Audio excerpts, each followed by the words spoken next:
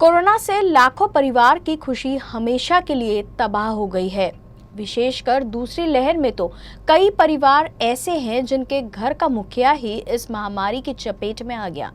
अब ऐसे परिवार के लिए अपनी जिंदगी को संभालना काफी मुश्किल हो गया है। वर्धा जिले के सेलू में रहने वाले शेंडे परिवार में भी 3 लोगों की मृत्यु के बाद परिवार में केवल 2 महिलाएं और 4 बच्चे रह गए हैं।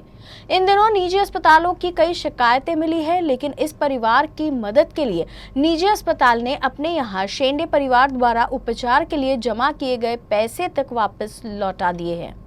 कोरोना की दूसरी लहर कुछ ज्यादा ही खतरनाक है। संक्रमितों की संख्या तो बड़ी ही, लाखों परिवारों की खुशियां भी हमेशा के लिए तबाह हो गई।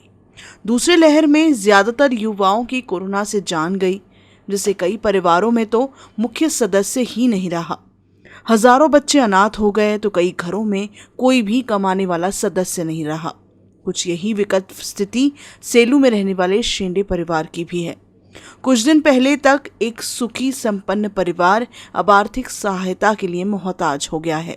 कोरोना की मार इस परिवार पर कुछ ऐसी पड़ी कि परिवार के 2 युवा बेटे और पेंशनधारी उनकी मां की मौत हो गई। अब इस परिवार में केवल 4 मासूम बच्चे और 2 बहू रह गई है। घर में एक भी कमाने वाला सदस्य नहीं होने से अब इनके लिए बच्चों को पालने और घर खर्च चलाने की जिम्मेदारी आ गई है। पेन्शनवर सगळं घर चालायचं, जसं पूर्ण कडधान्य किंवा भाजीपाला असं तसं सगळ्या सासूबाई करायच्या आणि काही लागलंच तर सगळ्यांना पैशाची पण मदत करायचा, जेणेकरून दवाखान्याचा खर्च वगैरे इमिजिएटली मदत वगैरे आईच करायच्या। आणि ह्या दोघांच्या भरोशावर आणि लहान भाऊजी हे सध्याच लागले होते आणि त्यांच्या पण कुटुंबाचा खर्च सगळे आईच करायचे। सर्वजण आईवरच डिपेंडेंट होते। आई सर्व घर चालवायची। भाऊजी वगैरे असा बारीक चुरीक खर्च भाऊजी करायचे, दवाखान्याचा वगैरे खर्च आईच करायची ना। आतापर्यंत आम्हाला घराच्या बाहेर निघा सुद्धा नाही लागलं, कारण की ते म्हणत होते की आम्ही असताना तुम्हाला निघायची गरजच काय, आपल्या घरी सर्व काही आहे। म्हणून आम्ही आजपर्यंत घराच्या बाहेर कधी निघालोच नाही। आम्ही सर्वजण त्यांच्यावरच डिपेंडेंट होतो। पण आज काळाने असा आघात केला की एकाएकी आम्हाला थडीवर पडलं कि पुरुष करता एकही नहीं रहा। इस परिवार को अभी तक तो सरकार या किसी भी संस्था से कोई मदद नहीं मिली, लेकिन आचार्य विनोबा भावे अस्पताल ने ही इनकी मदद के लिए अपना योगदान दिया। इसी से अस्पताल में विलास शेंडे को उपचार के लिए भर्ती करवाया गया था, जहां एडवांस के तौर पर 50,000 रुपए भी जमा किए गए थे।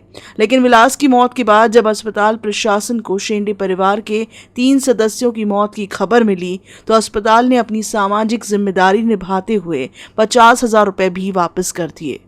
2 भाऊ आणि त्यांची आई हेच कमावते होते आणि इतर कोणी नव्हतं। आणि दुर्दैवाने 1 आठवड्याआधी मोठ्या भावाचा मृत्यू झाला, त्याच्यानंतर 2 दिवसानंतर त्याच्या आईचा मृत्यू झाला। आणि या सगळ्या प्रकाराने हा जो लहान मुलगा होता तो कोविडग्रस्त होऊन आपल्याकडे भरती झाला आणि आठवडाभराच्या झुंजीनंतर त्यांचाही मृत्यू झाला।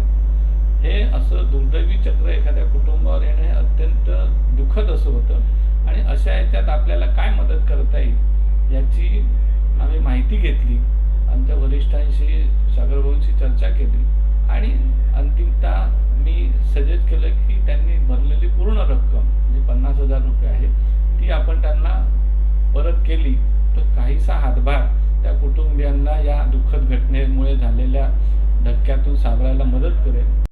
कोरोना की वजह से इस मुश्किल हालातों में कई ऐसे परिवार हैं जो अब अपनों को खोने के बाद वापस इस जिंदगी को संभालने की कोशिश कर रहे हैं, लेकिन ये आसान नहीं। ऐसे वक्त में सरकार और प्रशासन के साथ ही समाज की भी जिम्मेदारी बनती है कि कोरोना की वजह से अनाथ हुए बच्चों की शिक्षा पूरी करवाई जाए, ताकि आने वाले वक्त में वो कोरोना से मिले इस दुख से उबरकर अपना जीवन संवार सकें। Surendra Ramteke, UC news, Wardha.